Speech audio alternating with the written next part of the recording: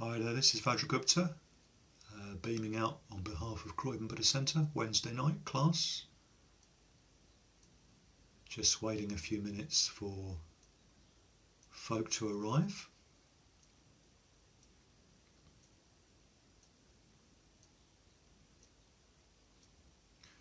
It's going to be the usual format, a short talk and then a meditation based on the talk.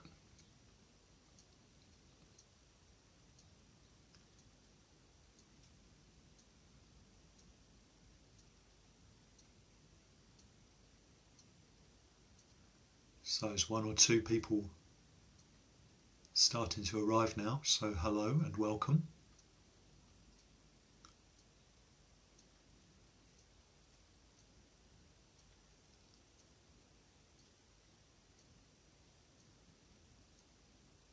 Welcome everybody.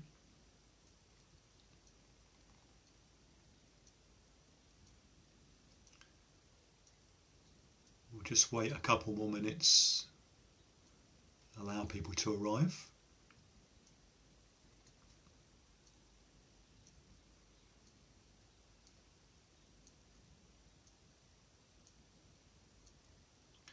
Hello Jenny, welcome to you.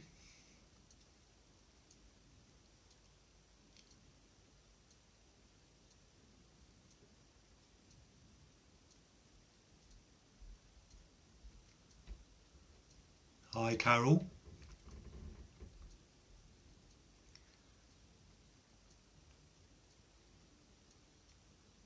Carol's here once again supporting the class.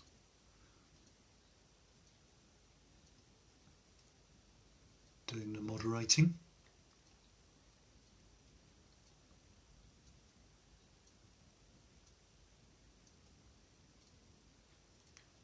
Hello John, good to have you here, and hi Ruth, welcome.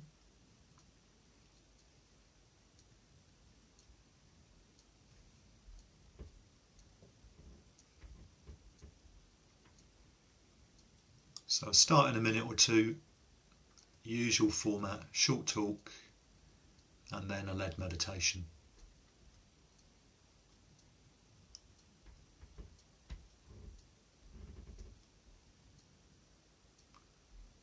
So Carol says Amoghasiddhi is moderating tonight, which is great.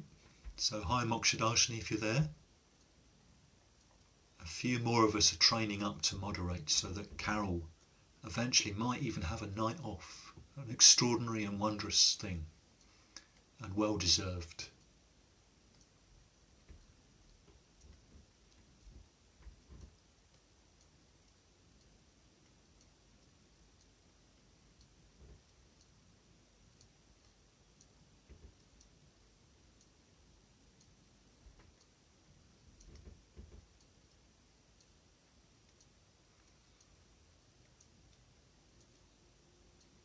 So maybe I'll make a start. So hello and welcome. My name is Vajragupta, if anyone doesn't know me. I'm actually here in Exmouth, down in the southwest, looking after my mum during the lockdown. But yeah, joining in with classes at the Croydon Buddhist Centre, so beaming out on behalf of Croydon. And on Wednesday nights in June, Amoghasiddhi and I have been alternating, and we've been theming the evenings on 4 Buddhas. So the red Buddha Amitabha, the blue Buddha Akshobhya, and tonight it's the green Buddha Amoghasiddhi. So these are mythical Buddhas, not the historical Buddha who lived 2,500 years ago, but more mythical Buddhas. And yeah, I'm just going to try and evoke some of the qualities of Amoghasiddhi, and then we're going to do a meditation based on that. So yeah, when we enter the world of these mythical Buddhas, we're entering a world of imagination, a world where we can just let our imagination connect with the Buddha, connect with the idea of enlightenment.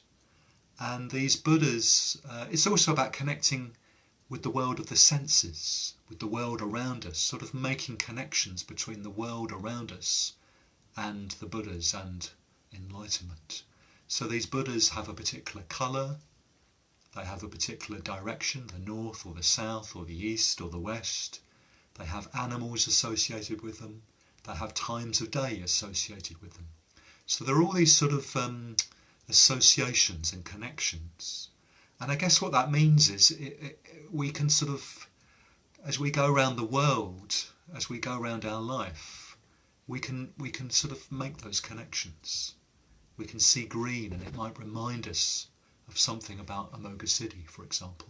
Or we see the sunset and it connects us to Amitabha in some kind of way, the red Buddha in the western direction. So yeah, this is a very kind of poetic, imaginative, associative way of trying to kind of connect with the Buddhas, trying to connect with enlightenment and just sort of align our mind and our heart in the direction of enlightenment by making these sort of poetic connections and resonances. So just going to talk a bit about Amoghasiddhi, the green Buddha. So first of all I'm going to talk about green, the colour green. Yeah. So let's just try and connect with the colour green and the feel of that, the mood of that, the energy of green and greenness. What does that feel like? So green, of course, is the colour of the forest, and in Buddhism that has associations of going forth, going into the forest to meditate, going into the forest to be alone and to make kind of spiritual strivings.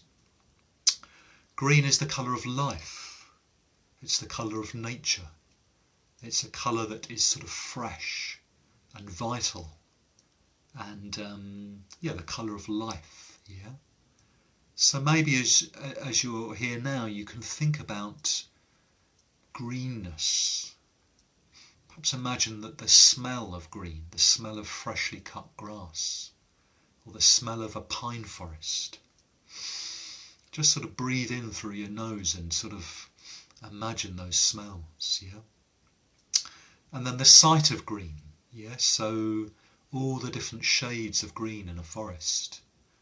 The dark blue-green of holly bushes, the green of pine trees, the more sort of fresh light green of beech leaves, and so on. Yeah, so many different shades of green.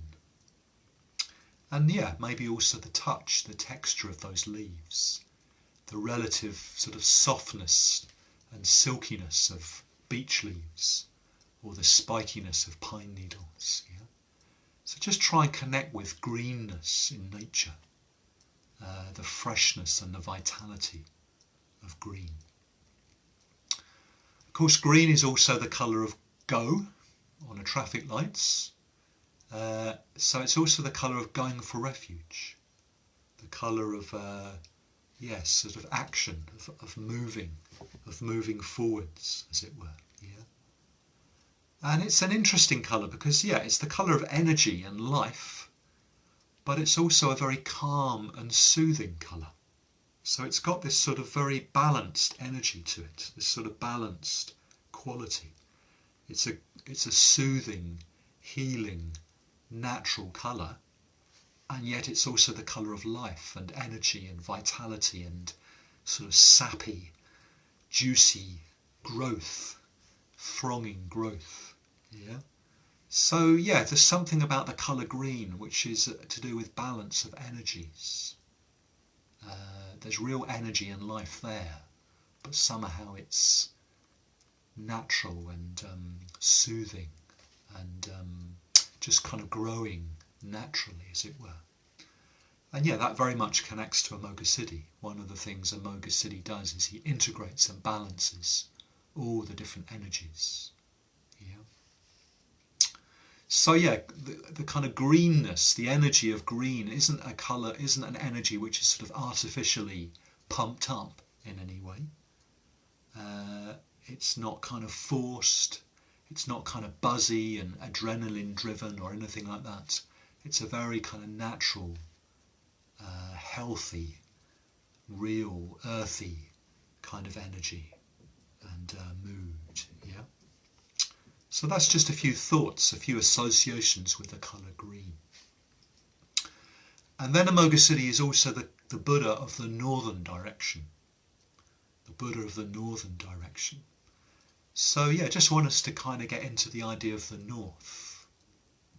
So for us here in the UK, the north means, well, perhaps first of all it means the north of England, and it means Scotland, then it maybe means the Highlands of Scotland, and then beyond that, you know, the Hebrides, the outer islands, Iceland, Greenland, the tundra stretching on for hundreds of miles, and then the North Pole, the mysterious Arctic regions. So it's a land of the midnight sun, isn't it? Particularly this time of year, we're very near midsummer. So in the winter, those northern lands are in darkness most of the time, but in the summer it's the complete opposite. The sun hardly goes below the horizon. It's the land of the midnight sun. And, you know, when the spring comes in those northern lands, it really springs. It really kind of bursts forth very, very quickly. Yeah. So that even happens down here, doesn't it? The spring comes and suddenly everything changes. Suddenly everything kind of greens up. And it's amazing how much life just sort of bursts forth so quickly. But the further north you go, the more kind of suddenly that happens. Because there's been this long, long, dark winter, cold and icy, everything in hiding, everything in hibernation. And then suddenly the spring comes, but the nature there sort of knows it's not going to last for very long. It's a kind of shorter, more intense spring and summer. So life really kind of bursts forth, throngs forth, just kind of bursts forth to really make the most of the opportunity it's got of those summer days, summer hours and the sunlight. So yeah, again, a real sense of the kind of life and energy of the green, particularly in the north, particularly kind of bursting forth with energy in the north. And the land of the midnight sun, so very much a very particular atmosphere. Yeah.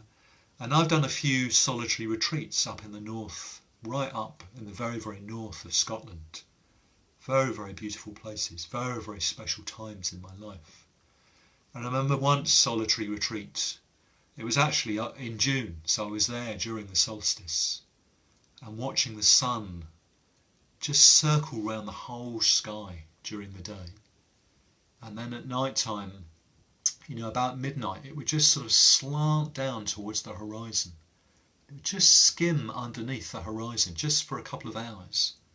And then it would kind of skim up again.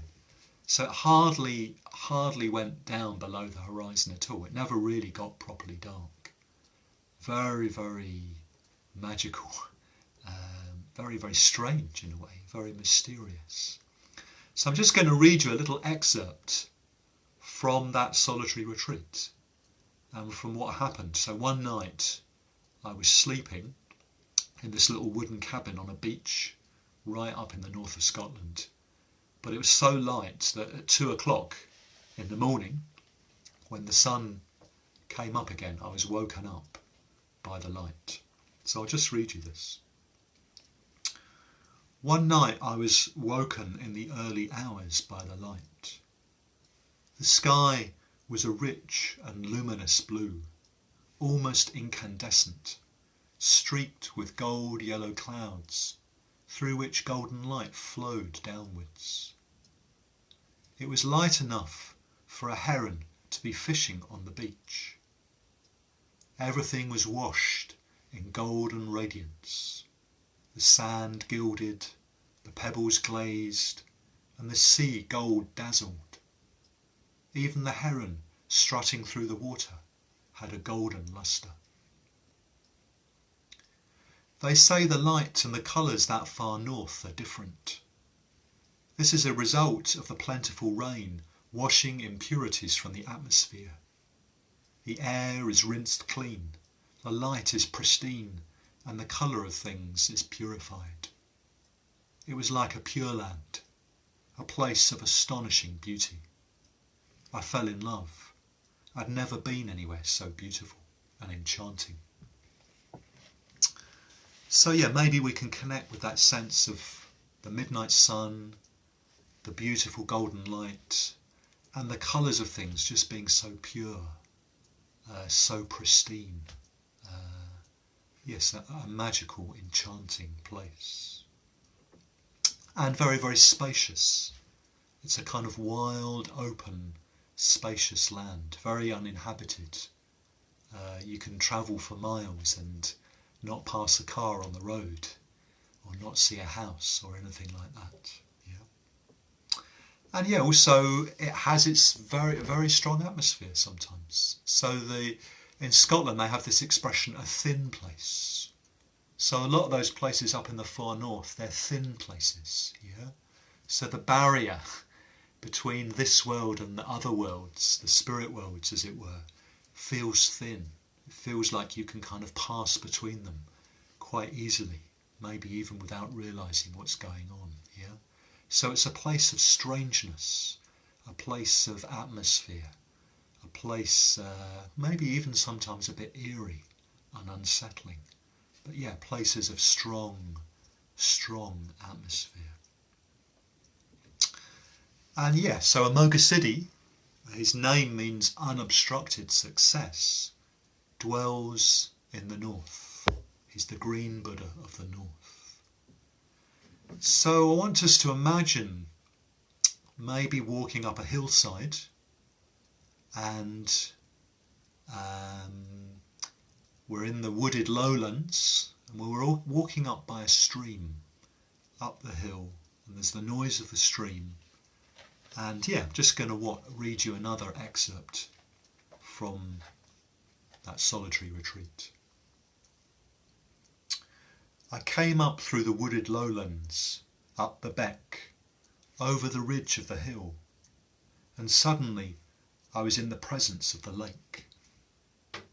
It did feel like a presence, a slight strange charge in the air, an uncanny feeling that something significant could happen. All of a sudden, I was in silence. The white noise, the rushing white, black and tobacco yellow of the beck was behind me, and the pool sat perfectly still and quiet. No birds sang. It was a quiet that cleansed, an almost disquieting quiet. There was a rush of emptiness in my ears. My mind reached out, searched around for some sound. But there was only silence. This silence, this absence, simultaneously expanded me outside of myself, beyond the internal chatter, and also threw me back on myself.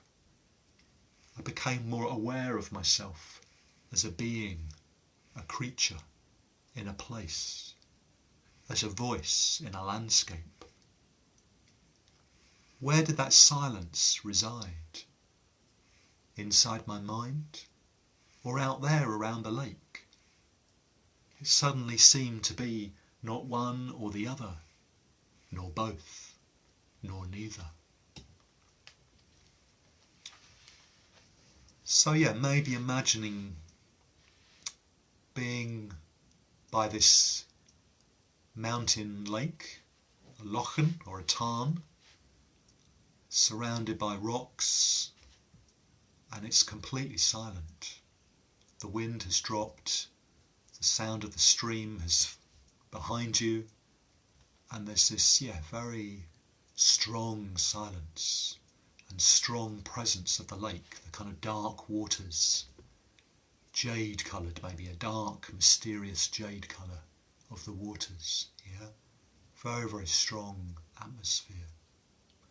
And yeah, in the meditation that we're going to do, I'll lead us in a visualization like this, and then we'll meet with the green Buddha.